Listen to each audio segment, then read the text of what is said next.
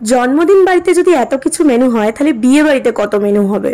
অনেকদিন পর তোমাদের সাথে ভিডিও শেয়ার করছি, এতদিন আমি ভিডিও দিতে পারিনি। তো বার্থডে বাড়ির ব্লগটা তো তোমরা দেখেছো, সেখানে গিয়ে কি খাওয়া দাওয়া হলো সেটাই তোমাদেরকে দেখাবো। প্রথমে ঢুকতেই আমাদেরকে কেক দিয়েছিল, আর লাইভ কাউন্টার থেকে আমি নিয়েছিলাম পাস্তা আর মা নিয়েছিল চাউমিন। এরপর নিয়েছিলাম একটা ড্রামস অফ হেভেন, তারপরে আমি নিয়েছিলাম ফ্রাইড মোমো। ফ্রাইড মোমো আমি এমনি খাই না, বাট এখানের ফ্রাইড মোমোটা খুব ভালো ছিল।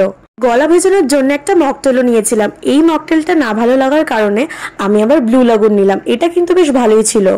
এবার তো আস্তে আস্তে মেন কোর্সের দিকে এগিয়ে যেতে হবে। তো দেখো, আমি অনেকদিন পর এরকম মাটির থালা গ্লাসে খেতে দিতে দেখলাম। এখন তো এসব উঠেই গেছে, যাই হোক বেশ ভালো লাগলো। আর এটা ছিল মেনু কার্ডটা। স্যালাডের সাথে দিয়ে দিল ফিশ বাটার ফ্রাই, এটাও কিন্তু বেশ ভালো ছিল। ভেতরটা দেখো ভর্তি ফিশ ছিল। এরপর দিয়ে দিল পনির বাটার মশালা আর নান। এই নানটা বেশ অন্যরকম খেতে ছিল, যাই হোক বেশ ভালোই লাগছিল খেতে। প্লেট থেকে খাওয়া শেষই হলো না, আর দিয়ে দিল রাইস আর দই কাতলা। দই কাতলাটার পেটিটাই আমি পেয়েছিলাম, যাই হোক ভাগ্যটা ভালো ছিল। সব মেনুগুলো নিই ঠিকই, বাট খেতে একটাও পারি না, একটু একটু করে খাই আর সাইডে রেখে দিই। তোমরা দেখতেই পাবে আমার প্লেটের অবস্থাটা কিরকম।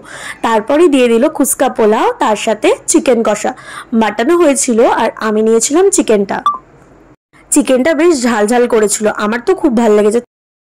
তারপরে দিয়ে দিল আমের চাটনি, তার সাথে পাঁপড়। এই কম্বিনেশনটা কার কার ভাল লাগে আমাকে একটু বলো তো। আমার কিন্তু এই লাস্টে এই চাটনি পাঁপড়টা বেশ ভাল লাগে। তারপরে দিয়ে দিল পায়েস আর সন্দেশ। এরপর ছিল লট চমচম, এই মিষ্টিটা আমার দুর্দান্ত লেগেছে, মানে বেস্ট। আর লাস্টে ছিল আইসক্রিম, ভ্যানিলা আইসক্রিম। আইসক্রিমের সাথে ধরিয়ে দিল পান। এখন আমি আইসক্রিম খেতে খেতে বাড়ি যাই। তো চলো, আজকের মতো টাটা।